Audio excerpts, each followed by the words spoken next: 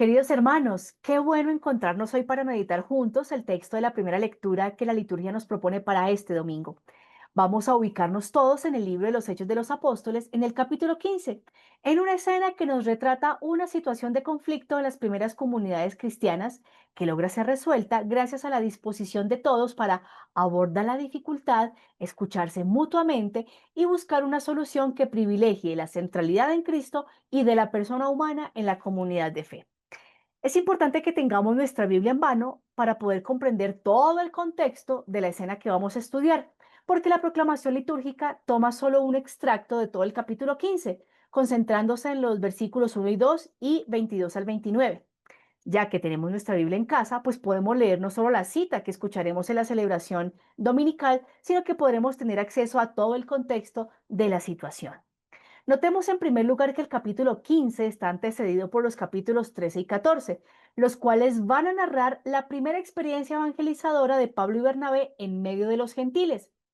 El capítulo 15 va a mostrar una situación que tiene que ver con algo de esa misión. ¿Por qué? Porque en el capítulo 15 se va a desarrollar una situación conflictiva respecto a lo siguiente. ¿Será que para poder ser cristiano es necesario sí o sí ser judío y por tanto abrazar la ley de Moisés?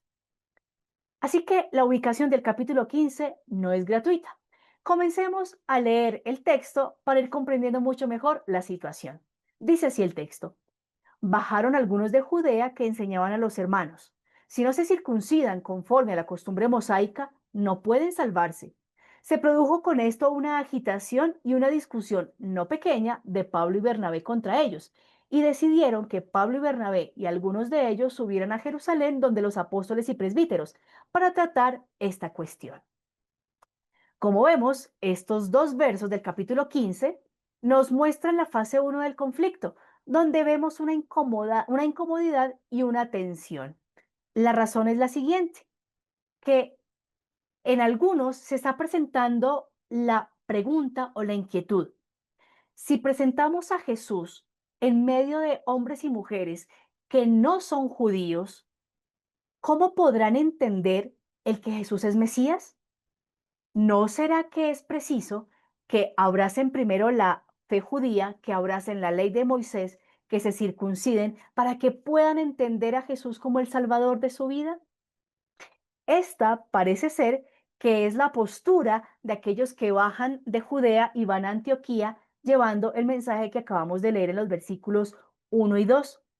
No es la postura de la experiencia de la comunidad de Antioquía y mucho menos la de Pablo y Bernabé, porque recordemos que en los capítulos 13 y 14 se nos cuenta que ellos ya comenzaron a hacer una misión en medio de los gentiles y han contemplado la acción salvífica de Dios en medio de ellos. Por tanto, Pablo y Bernabé piensan que no es necesario ser judío para poder ser cristiano. Esta pregunta no es algo sin importancia para la comunidad, porque va más allá de un asunto de prácticas o de rituales. Resulta que si se acepta que es la circuncisión y no la experiencia pascual en Cristo la que nos da el acceso a la comunión con Dios, a la salvación en Dios, pues es una manera implícita de anular o desconocer la acción salvífica de Dios en Jesús. Por ello es urgente aclarar la situación. En el texto que leemos en la liturgia, se nos lleva directo al desenlace de la situación, es decir, a la fase 3 del conflicto. La, la resolución en clave de una decisión que nos dirá el texto se toma en conjunto, el Espíritu Santo y la comunidad. ¿Qué se decide? Nos dirán los versos 22 al 29 que no se han de imponer más cargas a los hermanos provenientes de la gentilidad y solo se les va a pedir lo siguiente según el texto: abstenerse de lo sacrificado a los ídolos, de la sangre de aquello que ha sido sacrificado, de los animales estrangulados y de la impureza. Dirá el texto: harán bien en guardarse de estas cosas. Adiós. Este mensaje, que es fruto del consenso al cual se llega en Jerusalén, será entregado por Pablo y Bernabé acompañado de otros hermanos provenientes de la comunidad de Judea, de Jerusalén. De esta manera se enfatiza la unidad de unos con otros y que esta indicación hace fruto de es fruto, perdón, de un ejercicio de consenso. Ahora, la resolución del problema se enmarca en una serie de normas que unos y otros pueden cumplir y que ratifican en conjunto la opción por Cristo. Pero ¿cómo llegaron a esa solución? Por eso debemos acercarnos con detalle a los otros segmentos que no escuchamos en la lectura dominical del capítulo 15, para que comprendamos mejor esa fase 2, la de la experiencia del diálogo y de la escucha para resolver el conflicto. En sus Biblias entonces vean cómo los versículos 3 y 4 del capítulo 15 nos muestran que luego del altercado inicial, Pablo y Bernabé hacen un recorrido desde Antioquía, pasando por Fenicia y por Samaria hasta Jerusalén, y en todo ese trayecto van contando en las comunidades la conversión de los gentiles, provocando gran alegría en los hermanos. Eso mismo lo hacen al llegar a Jerusalén. De esta forma, el autor muestra que el argumento de Pablo y Bernabé no está en una simple idea, sino que está por la constatación de la gracia que Dios ya ha obrado por intermedio de ellos cuando presentan a Jesús como Mesías y Salvador en medio de los gentiles. Ahora, los versículos 5 y 7 del capítulo 15 cuentan que algunos fariseos que han abrazado la fe en Jesús, que lo reconocen como Mesías, son precisamente quienes plantean que es necesario que los gentiles se circunciden y abracen la ley de Moisés. Ahora comprendemos nosotros, digamos, el lugar existencial desde donde proviene la postura o la idea que más adelante va a llegar a través de otros hermanos a Antioquía. ¿Quién es el primero en tomar la palabra para comenzar a resolver la situación compleja? Será Pedro. Y en los versículos 7 al 12 nos indican que en el discurso que él proclama hay una sección muy importante cuando dice, Dios, que conoce el interior de las personas, dio testimonio en su favor comunicándoles el Espíritu Santo, como a nosotros, y no hizo ninguna distinción entre ellos y nosotros, pues purificó sus corazones con la fe. Y en el verso 11, Pedro dirá, nosotros creemos más bien que nos salvamos por la gracia del Señor Jesús, del mismo modo que ellos. Es un gran argumento con el cual Pedro defiende que no es por la circuncisión o por la ley de Moisés, sino por el abrazar a Jesús, la fe en Jesús, que judíos y no judíos experimentan la salvación.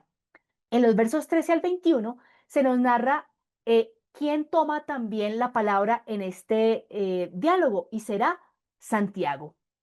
En su discurso vamos a encontrar las palabras que veremos en la carta final que se le envía a los hermanos en Antioquía.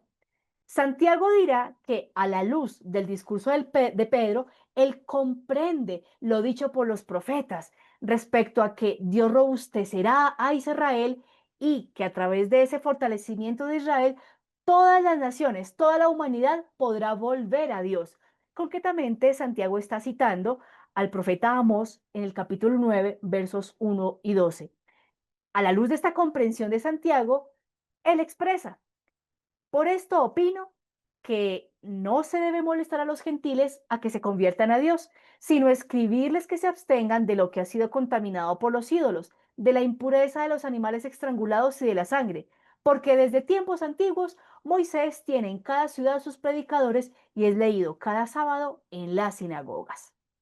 De esta forma, no se desdeña a Moisés, no se desdeña de la tradición judía, ni del cordón umbilical que, digamos, está conectando a la experiencia cristiana con la tradición judía, pero sí se establece con claridad que la plenitud de la obra salvífica de Dios para con la humanidad se obra es en quién, en Jesús. Veamos, hermanos, que este texto nos muestra que desde los mismos inicios de la experiencia cristiana hubo diferencias de pensamientos y criterios, porque en cualquier grupo humano, aunque sea religioso, es normal y además necesario que exista la diversidad y la diferencia. Lo importante es que sea en comunidad, sin buscar maltratar al otro, que se aclaren y se solucionen las dificultades, teniendo claro que la alegría de la salvación en Cristo es lo que cohesiona la comunidad. Notemos que en todo este proceso pudo hablar Pablo y Bernabé, pero también pudieron hablar los fariseos que abrazaron la fe en Jesús de su perspectiva. Habló Pedro, habló Santiago, quizás hablaron muchos más, hombres y mujeres, y fruto de todo este consenso que se da en comunidad es que se llega a la decisión que nos comunica el texto, aclarando que Dios salva independientemente si quien escucha y acoge a Jesús es judío o no judío. Lo importante es que la persona acoja a Jesús. Que la lectura de este texto, queridos hermanos, nos ayude a crecer también en madurez humana y emocional en nuestras comunidades, de modo que ante el conflicto no reaccionemos con violencia, sino que aprendamos a escuchar a todos y desde la búsqueda del bien común para todos, decidamos lo más benéfico y que vaya en profunda coherencia en nuestra identidad, ser seguidores de Jesús. Que el Señor los bendiga y les deseamos a todos un feliz domingo en Dios.